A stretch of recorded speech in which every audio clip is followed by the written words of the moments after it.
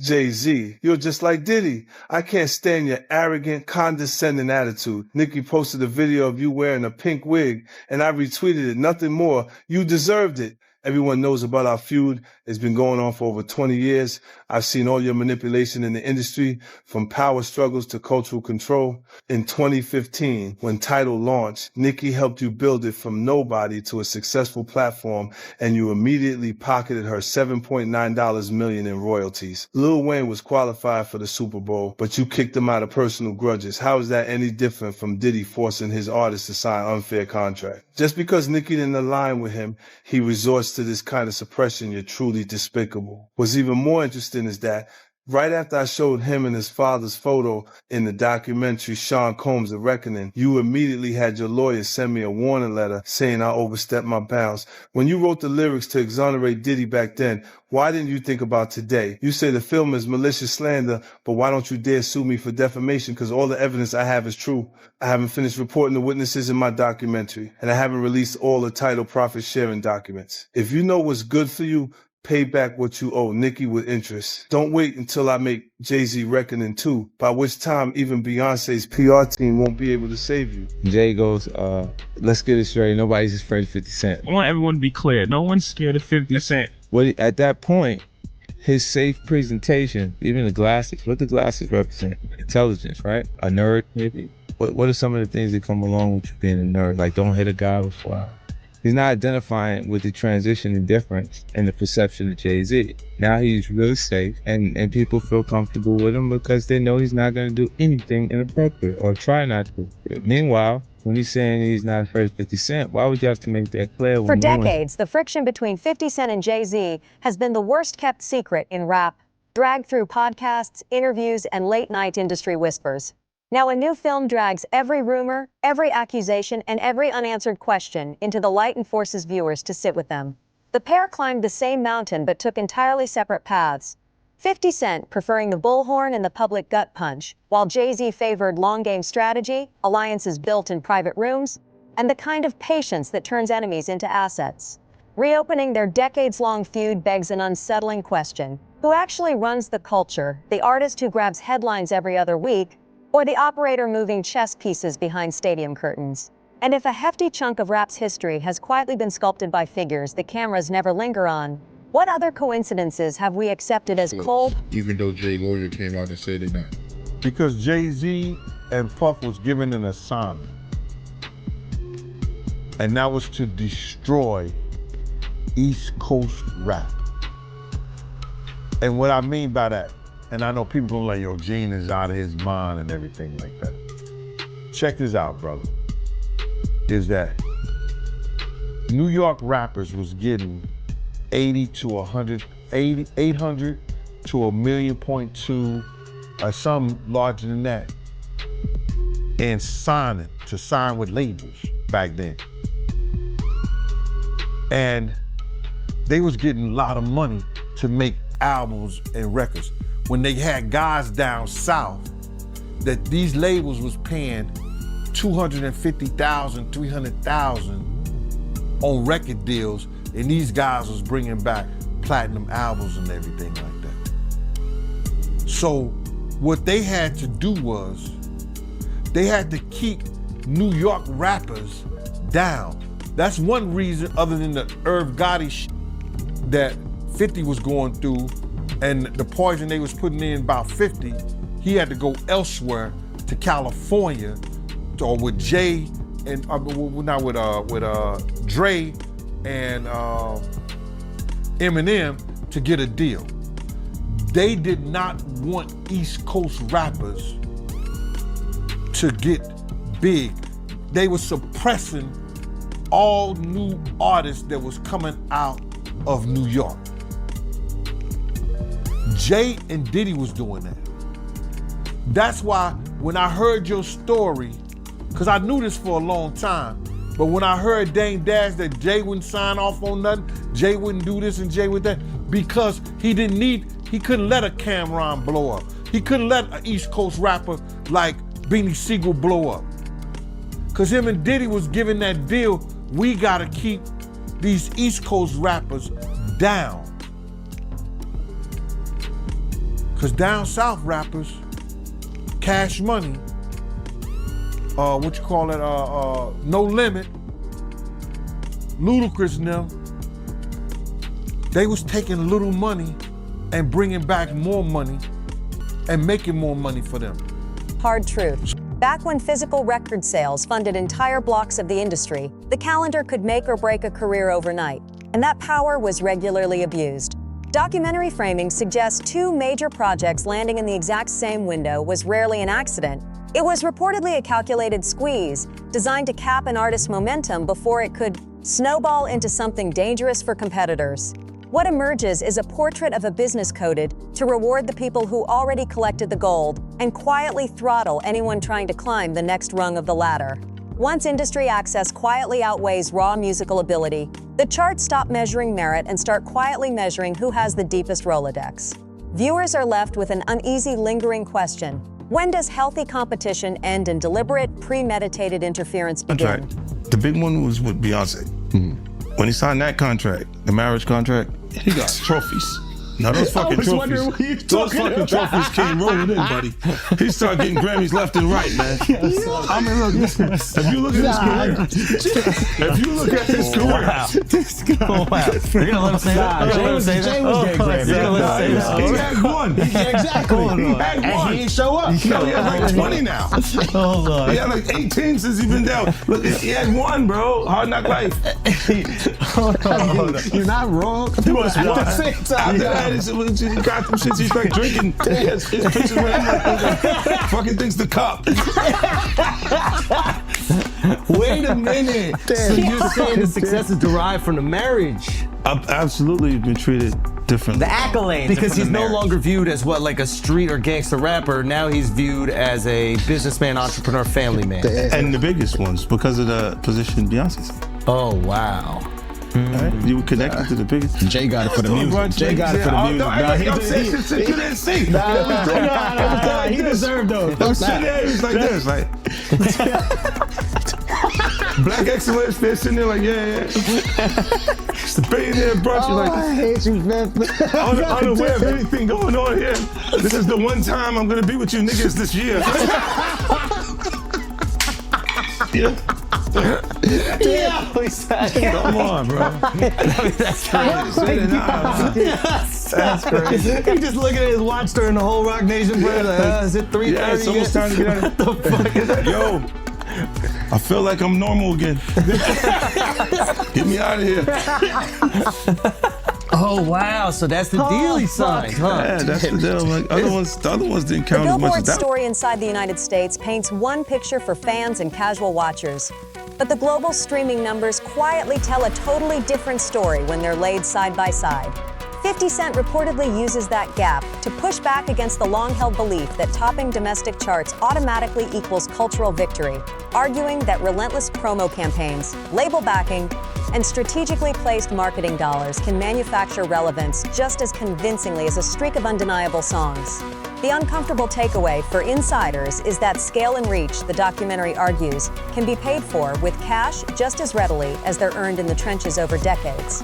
So if a chart-topping empire can effectively be purchased by anyone with the right backing, how much real meaning is honestly left in that crown? Beyonce to divorce Jay-Z as soon as possible because I'm ready to shoot a documentary about Jay-Z, and I guarantee it will outgross Diddy's documentary. If Beyonce sends me a legal letter on behalf of Jay-Z, I remind her to stay quiet. This is a dispute between men, and she has no right to interfere. I have to let everyone see the true face of Jay-Z. Jay-Z and Diddy have been longtime friends, and their business dealings never stopped. He frequently attends Diddy's parties, so why do people think he's innocent? Jay-Z and Diddy got involved in the same case in 2024, where a victim claimed she was assaulted by both Jay-Z and Diddy. I remember Jay-Z saying these were all rumors and that he was defending Diddy. But ironically, Diddy got arrested in 2025, and there's enough evidence to count his crimes on one hand. I've known him for 20 years, and I know how many bad things they've done behind the scenes. After Jay-Z founded his company, he repeatedly got into copyright disputes. In 1999, he was convicted of third-degree assault and served time in prison. He was unfaithful to Beyonce, and he was caught by Beyonce's sister.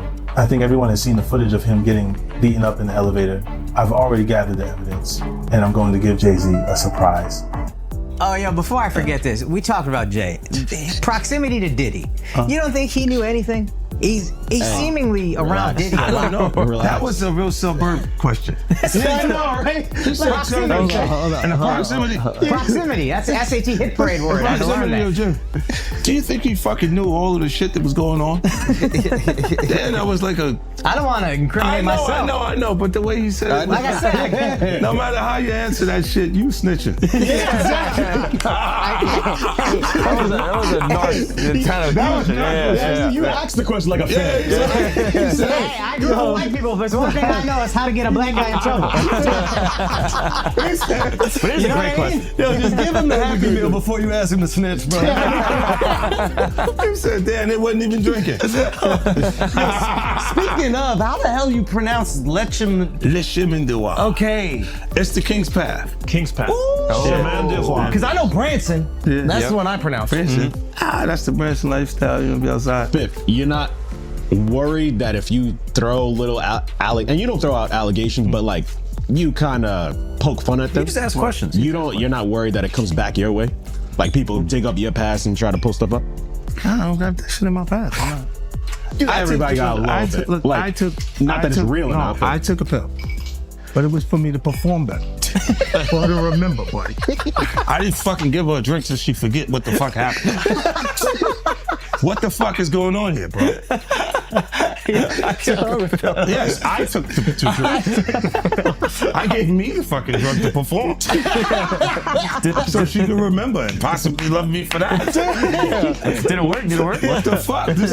Yo, bro, look, I'm doing pretty good. I'm pretty good. You know what I mean? Like, but I'm just saying, this is the opposite of normal shit that we're talking about, bro. That is why. I don't know why it's so hard for people so just for to people to feel like you would have something or The you would Super have Bowl halftime controversy pulls the curtain back on how quickly quietly cut alliances and whispered sissetzils can flip the moment the brightest spotlight in entertainment ignites. According to accounts in the documentary, Eminem reportedly pushed for broader artist inclusion backstage and reportedly met quiet resistance from executives uncomfortable with widening the stage. That friction resurrects the same exhausting conversation about who actually holds the power to declare who belongs on the biggest night in American music. As the film lays it out, this isn't fundamentally an argument over who has the songs to perform. It's a layered argument over whose permission you reportedly still need before you're allowed to step on the field. And when one heavyweight reportedly has to bless the moment in private for another artist to even stand in the light, who is really truly clutching the velvet rope? Artist? Do you need anything? None of the people that have vocalized that another man, and to me, again, that whole conversation has been feminine. But if you're gonna say some like that, you should have actually done something to help the problem. But I never got the call from Ray saying, do you need anything? And anyone else that I've ever given, paid a bill, paid their rent, paid their college, any dollar, not one person, and I don't want them to, because they know I'm all right. But not one person has called and said, yo, could I send you something to help? But I don't need the help. But if you're gonna talk about it, be about it. But to me, that's just a jab when you tell and promote a false narrative and say that I'm in such a bad place that another dude should help me. And that my tail's in between my legs to the extent, because of a lawsuit, that I would actually take that money. I'm a man. I don't want nobody to give me nothing but the opportunity to do what I gotta do. And I don't see no opportunity. I don't want to perform for the Super Bowl. I'm not all right with the NFL. I'm still mad it ain't no black owners. We went from kneeling to being happy when we could perform for them. That wasn't what I was about. I was about ownership of our own league and taking pride in that. I'm not a court jester for everybody else to get good ratings. I know what we're being used for, and I'm not cool with that. So it's a big deal is to jump on a stage for a bunch of white owners? No, that's embarrassing to me. It's a spectacle. They're laughing at us. Like being tatted on the back by another culture is not how I judge my success. Only person that has the audacity to pat me on my back is my family. And they better, I'd be like, you better chill out.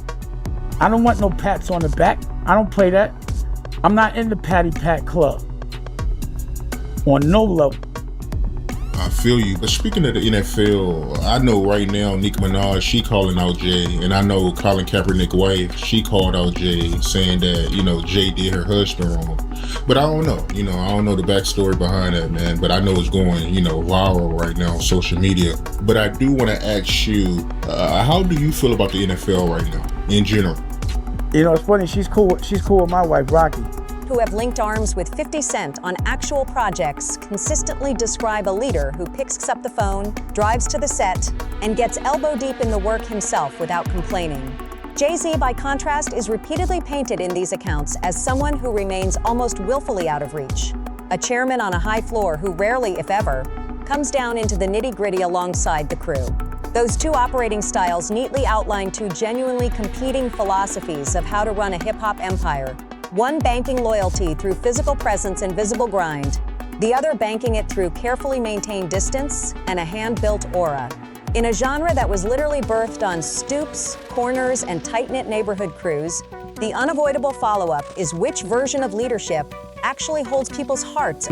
This is people that are looking on separation between their hardships or their the things that they got going on that would be issues, and what a celebrity's issues would be.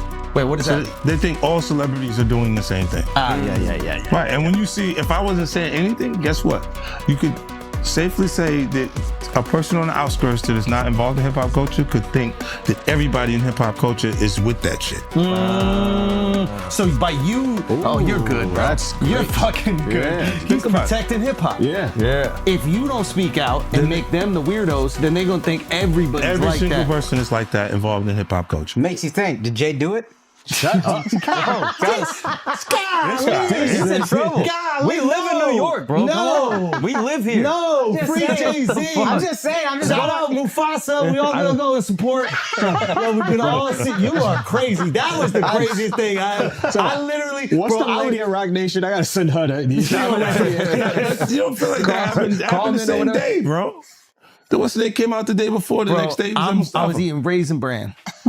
Okay, I'm eating Raisin Bran. I got my daughter in my arm. I'm scrolling, right? I see somebody screenshot your shit. Is Jay and the whole family at the Mufasa fair, and then the comment is 50 Cent. Jay said, they said I a 13-year-old. Let's go watch Mufasa. Everybody get dressed. We're going to see Mufasa right now.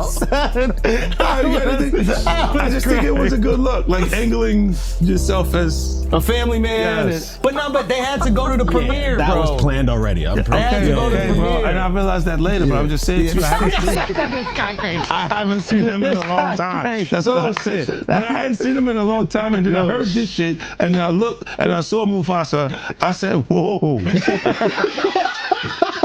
That's all that fucking happened, bro. You think this is my phone? This is happening in real time.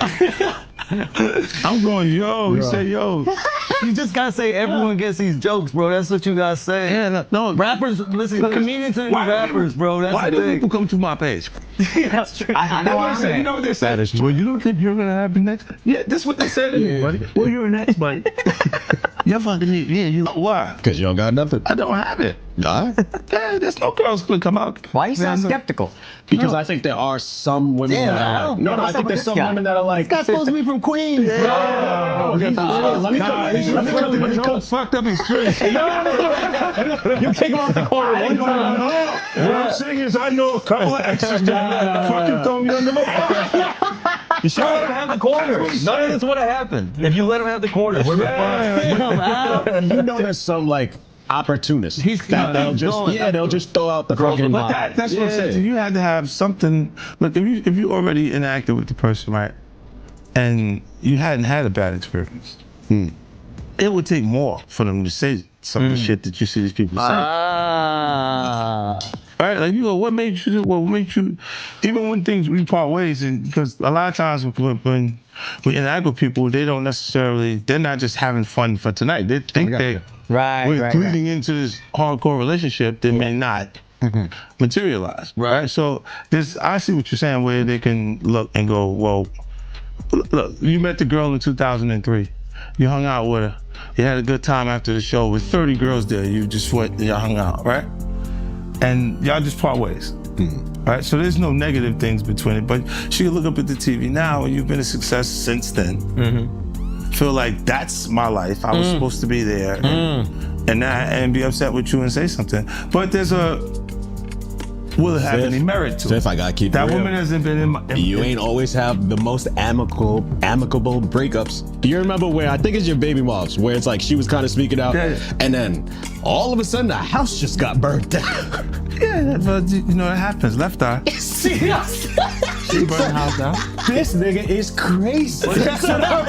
No, my God, he goes, wow. So I know how you feel about me now. No, he's going. He's crazy. So he saw me right the match. I want my block back. He goes, look, I had faith in our justice.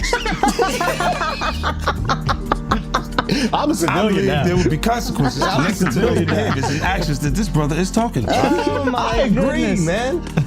Why is that a part of his thought process today while we're here having a good time? That's a good ass point. Look, you do have people that really, look, when you break up with them, they don't care about you anymore. Yeah. So they'll say things and you go, yeah, but it doesn't hold merit. It doesn't have any no real. Yeah, of course. After all this years, and you don't see nothing. Yeah, the girl that's just upset with you. She's just angry with you. She got. And you go. I thought the smartest thing Jay said in the statement was, if you really believe this happened, then press criminal charges. He said pull up. But I don't think that was. Tell me. Okay, look. Because of the statute of limitation, there is no criminal. So it's so making a statement is to make people feel like. But apparently, if she's under 18, didn't you say it still could be criminal? Yeah. He knows he's fed. He used to be a cop. So you turned him into a cop. He used to sell drugs and he became a police officer. Did you know that? How to rob. He was glorified security. But you know what he would do? When they would arrest G-Unit guys, he would be like, yes. And he was in the court every time. I was actually the cool one. I'll give you the extra fucking cheese sandwiches and shit like that. I'll be looking out. Take care of the family. Hey, you know, I don't know, man. I think what's the name? I get confused too. When you look at this shit, it's a lot. It's a lot of confusing information, right? But I think when you do point out that, why didn't you file criminal case? Because you can't. You can't. It's over 20 years old. This was 2000, bro. No, but I think if it's a minor, when they're saying this is happening, I'm not even 50 Cent yet. Yeah. Oh wow.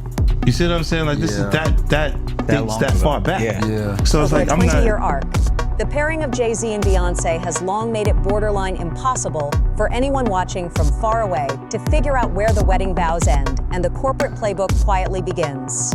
Critics in the documentary argue the union reportedly handed him a kind of polished armor and softened the way the public reads him, flipping his image overnight from corner hustler to polished billionaire almost without warning.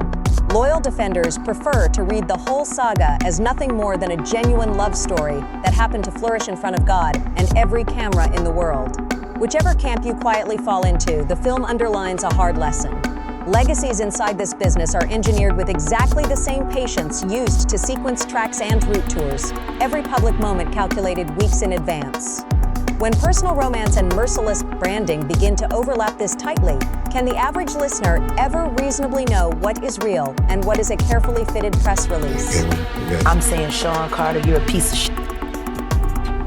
Taking Pimp C wasn't bad enough. Real life.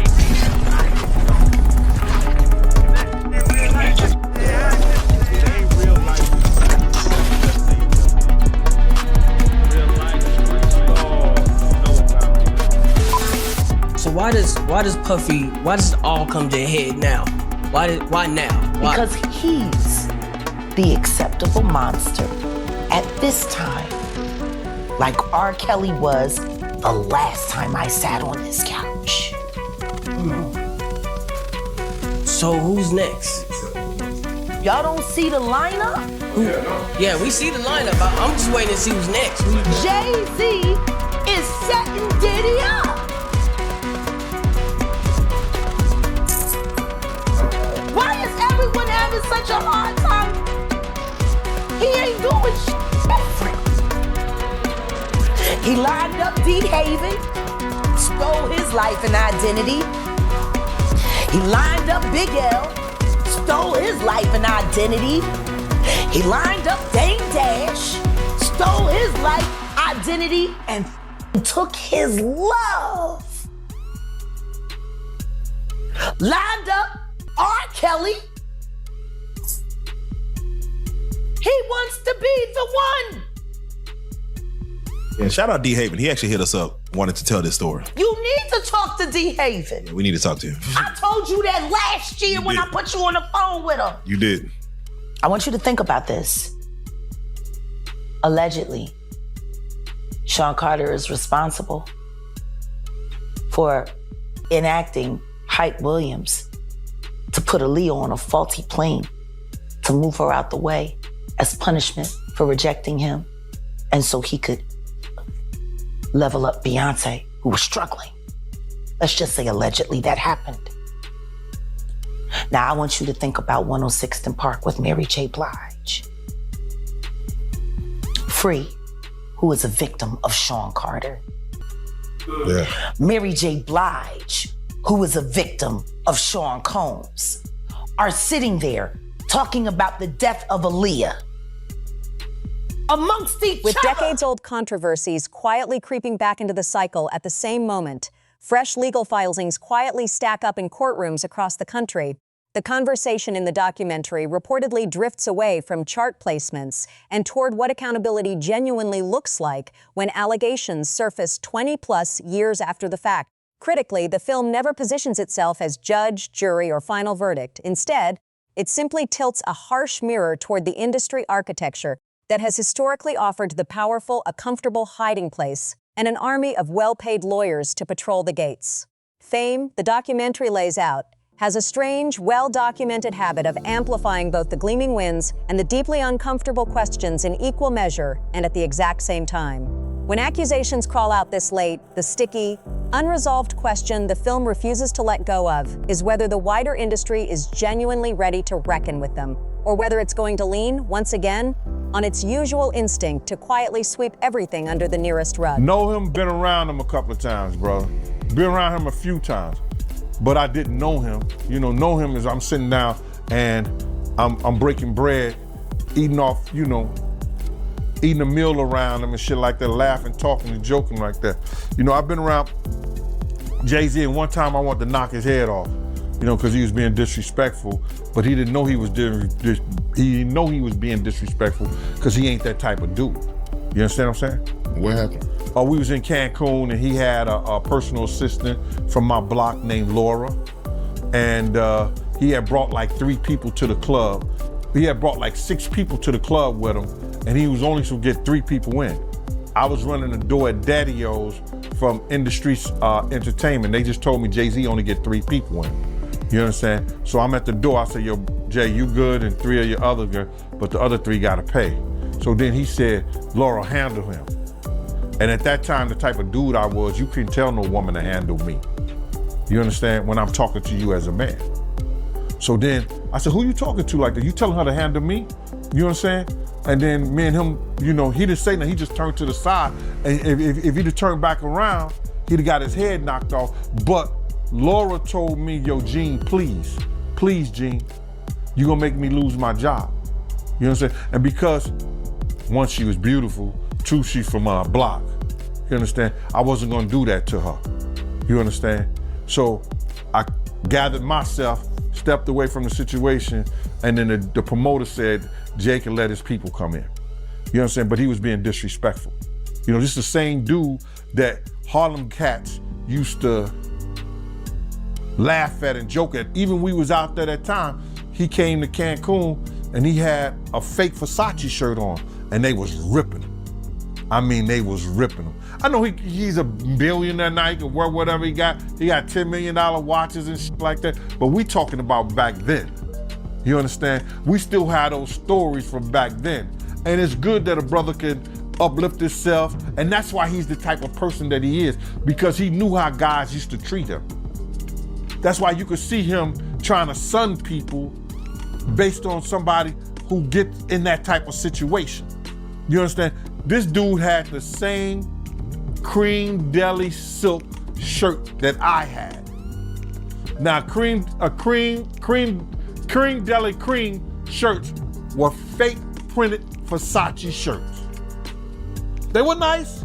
You pay $45 for them, but you can't wear that around Harlem cats. You understand what I'm saying? Not if you in the rap industry. At that time, they used to have diamond testers. You understand?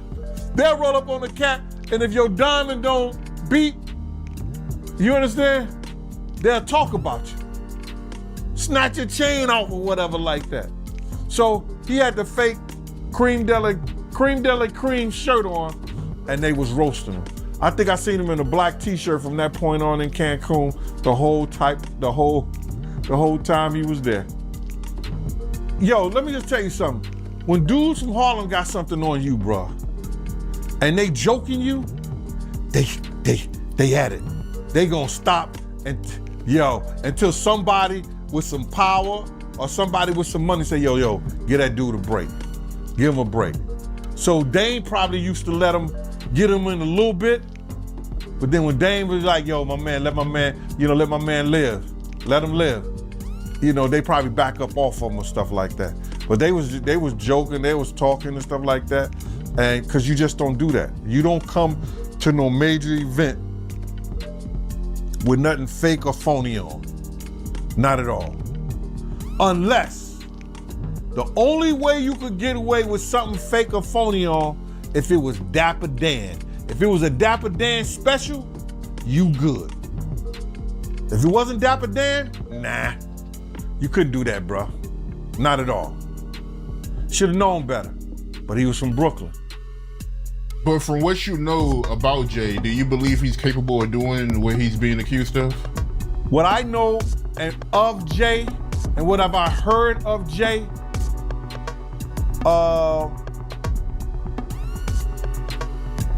I want to say this to protect myself, that there's stories of Jay talking to underage girls. It was a girl from my block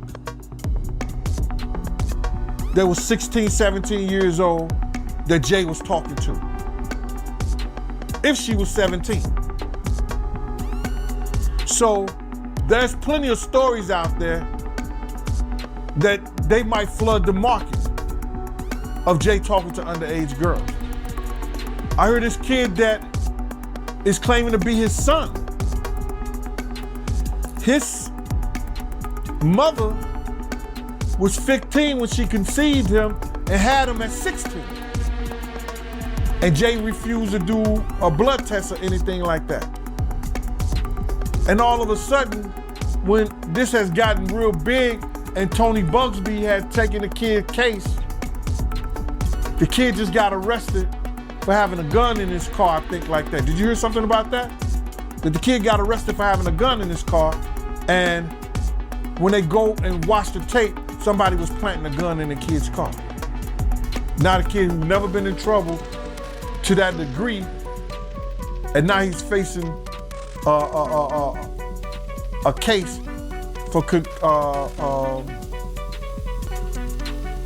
a gun case for having a loaded firearm in his car.